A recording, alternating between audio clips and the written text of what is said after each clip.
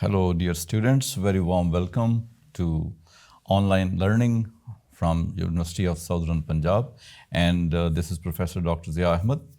I shall be today teaching you the first speech of Saturn from Paradise Lost, Book 1, because it is the most important part of Paradise Lost, Book 1. I had introduced already the starting point of the book, and now it is going to be the first speech of Saturn.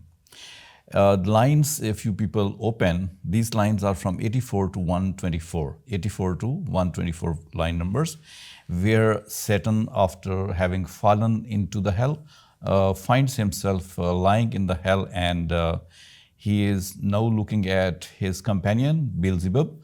You must remember these names, Satan and Beelzebub. His first speech is very long, so I have divided it into two parts. So first section we shall be trying to understand first, and later on we shall go for the second section in the next lecture. So if you have opened the text of this part, I mean from line number 84 to 124, I shall be reading a few lines first of all in order to make you an starting of understanding. For example, if he says, Satan says in his first speech, "If thou beest he, but oh how fallen, how changed from him, who in the happy realm of light, clothed with transcendent brightness, didst outshine my rays though bright." So this is the opening section of the first speech of Saturn, and here something very important, that he refers to the shineness, the glory and the brightness of the angels when they were inside heaven. So in a way, we can say that Saturn, when he is fallen in hell, he is able to first of all realize what is the change. The change was from brightness to dimness. In heaven, everything was bright, as he addresses to his companion Beelzebub and says that, "Are you the same person who used to be in the heaven, in the paradise, very much shining and bright, and now you are not so?" He says, although it's very difficult to recognize you, Beelzebub, but it can be found that you are the same, but there is a big change in you, that you used to be very bright and shining and now you are not. So from here, the very first thing that we must carry with us when we read the remaining part of the poem is that we should understand the difference between the two places, as the biblical story of Adam and Eve reveals to us that heaven is bright, heaven is shining, heaven is full of light, but in reverse to that, hell is not carrying anything like that. So that is why he first of all addresses to his companion Beelzebub and says that, "Are you the same person who used to outshine all other angels also? So much bright he was." So one can say that when Beelzebub and Satan, we must understand that Beelzebub is going to be the assistant or lieutenant of the army of Satan. Let us talk here something that we don't know what kind of army it was, but Milton, in order to make us understand in human terms, tries to let us know as if Saturn is the general and he is the leader of his army, and his assistant next to him in power of that army is Beelzebub, his assistant. So he is addressing to his Beelzebub, and the first point is that it's very changed kind of environment, in that Beelzebub, the assistant to Saturn, is not that much bright as he should have been. So let's proceed with the next lines in order to understand how our theme solidifies with the passage of time as we proceed into more parts of the speech. Satan further says to Beelzebub, "If he whom mutual league, united thoughts and counsels, equal hope and hazard in the glorious enterprise, joined with me once, now misery hath joined. In equal ruin, into what pit thou seest from what height fallen, so much the stronger proved he with his thunder, and till then who knew the force of those dire arms." So the second part of this poem, as we are finding here, these next 5 to 6 lines reveal a shifting point from the loss of glory to the regaining of some type of glory which Saturn wants to claim, is starting here. In that shift, Saturn says to Beelzebub, "Okay, Beelzebub, now you must understand that as we were together In heaven, we used to work together and we used to conduct different tasks together. Now, because of the misery, because of the challenge which Satan posed to the authority of God, they have fallen into hell, and now in misery they are also combined. So it means the companionship he is highlighting, that in heaven we were the company, we were together, and in the same way he says that in hell also we are together. He says in happiness we were together, and in the kind of misery we are together. And his attempt to challenge authority and power of God, he tells it's a glorious attempt. According to him, it's a glorious attempt. He says that he attempted something which was really very glorious, and that attempt proved unsuccessful, but the attempt was very glorious. So the word glorious enterprise goes to suggest to us that Satan is thinking about himself as a great leader, great general of the army.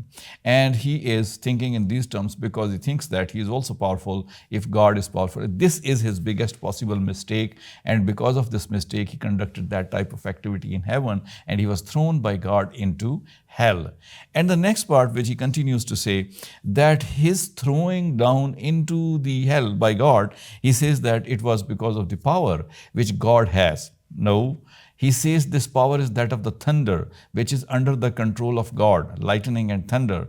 He used this weapon, God used this weapon according to him to defeat them and to throw them into hell also. In that way, he says that they have been defeated, and he says that he didn't have this knowledge. Knowledge was not present with him. Information was not present with him that God's power or the weapon can be that strong. That is why he couldn't manage his war, and that's why he's thrown. So it's totally 100% in the worldly terms that Milton is trying to make us understand why Satan was defeated and why he has fallen down because of the power of God. In fact, what Milton wants to suggest in the worldly terminology, that Satan is a hero according to him. Few people also say so, that Satan is a type of hero because he challenges, he's in misery, and he tries to fight with the far superior power. Now, this is only in the worldly term, otherwise it's not possible that anybody could fight with God. It is Satan who says that he's done something like that. But he accepts his defeat also. He says that we have been ruined, equal in ruin, equal in misery. We have fallen down. Whatever the power we possessed has been defeated by God. So superiority of God is being accepted by Satan here. Though in the later part of the speech, he will not be accepting that. However, in these lines, he at least accepts that he has been defeated. And the reason he quotes is that the weapon used by God, according to him, that weapon was very strong. He didn't have any type of information. All this he is saying while addressing to his companion, Beelzebub. Let's proceed still further and see what more he tells to his companion. Remember, this is the first speech of Satan in which he is addressing his follower, Beelzebub. He says further, yet not for those not worth the potent victor in his rage can else inflict do I repent or change. This is what he resolves here.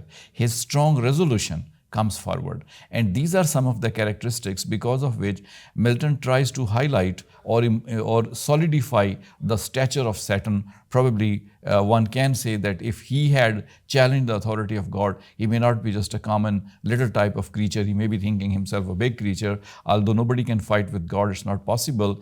But he is trying to give him this type of status so that in worldly terms we can understand how powerful he was. Or we can also say how God had allowed him to become powerful. He says that, but whatever the case may be, whatever the pain has come because of the weapon, strong weapon of God, whatever the mental pain he is suffering because of the falling down and the defeat, he says, I am not going to bow down before God. I am not going to bend down before God. He says that only the thing is that I am defeated, but I'm not ready to repent my action, my attempt at all. So strong resolve of Satan is being shown in these lines. If we proceed on further, we will be able to find that he says more in this regard. He says that, though change in outward luster, that fixed mind and high disdain from sense of injured merit, that with the mightiest raised me to contend, and to the fierce contention brought along innumerable force of spirits armed. Now here he says that he is changed, of course. Because first he referred to the less brightness, dim brightness of Beelzebub, and he finds himself also very less bright now. As he was bright in heaven, it was because of the kindness of God, but now he is proving himself to the enemy of God, and that is why his brightness is gone. He's no more bright, he is inside hell. So that's why he says that outward luster is changed because of the injuries, because of the losses, but he says that the mind which is present in him, that is very, very strong, and it is the very mind which had challenged the mightiest in this world. Nobody can challenge such a power, but he says that he has done so. So that is why he's got the very strong mind. So now, instead of talking about his physical power, he is trying to talk about the mental power. So that is the change which happens when somebody has been defeated physically. One can make further plans. In worldly terms, we can say he is referring to this kind of strength of the mind. He also says that he was a very popular leader. Why? Because when he raised arms against God, or when he challenged the authority of God, this was the biggest possible sin on his part, but he says that number of other angels followed him. So popular he was. He says, look at these angels which are falling here. He says these are innumerable. One cannot count them. They were so big type of crowd or huge number of these angels which have followed him, which show that his action was not that wrong. He says that if his action was that wrong, nobody could have followed him. And when it has been done, it means his action was not that wrong. He says that these angels also, thus just dislike the rain, and my preferring his utmost power with adverse power opposed in dubious battle on the plains of heaven and shook his throne. So according to him, this is his biggest possible achievement that he had got, and that achievement definitely, he says, proves that he's a popular leader. So if we analyze on the whole this speech, we come to know that this devil, Satan, is trying to prove himself a great leader, having powers of physique, power of mind, and he also, though there is somebody in him who accepts the defeat, and that defeat has come according to him because of this powerful weapon of God. So he accepts the power of God also. So dear students, here we shall be stopping for this part of the lecture. In the second part of the same, we shall be coming again. So thank you for watching.